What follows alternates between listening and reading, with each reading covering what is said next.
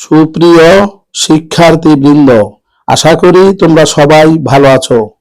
আজকের আলোচনা ষষ্ঠ শ্রেণী, বিষয় গণিত, শিরোনাম ভগ্নাংশের খেলা।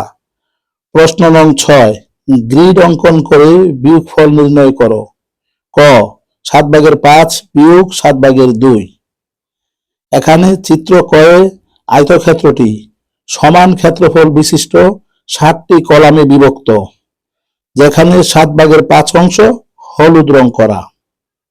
আবার চিত্র ক্ষয়ে আয়তক্ষেত্রটি সমান ক্ষেত্রফল বিশিষ্ট 7টি কলামে বিভক্ত, যেখানে 7/2 অংশ সবুজ রং করা।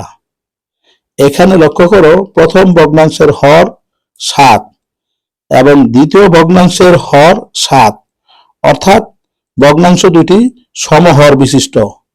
তাহলে বলা যায় চিত্র ক বিয়োগ চিত্র খ হতে পাই। এখানে লক্ষ্য করো, প্রথম চিত্রে 7/5 অংশ হলুদ রং করা, বিয়োগ এখানে দ্বিতীয় চিত্রে 7/2 অংশ সবুজ রং করা। তাহলে 5 বিয়োগ 2 সমান 3, অর্থাৎ তৃতীয় চিত্রে 7/3 অংশ হলুদ রং করা।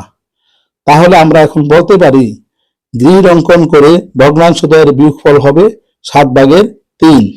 উত্তর বিয়োগফল 7/3। ধন্যবাদ সকলকে।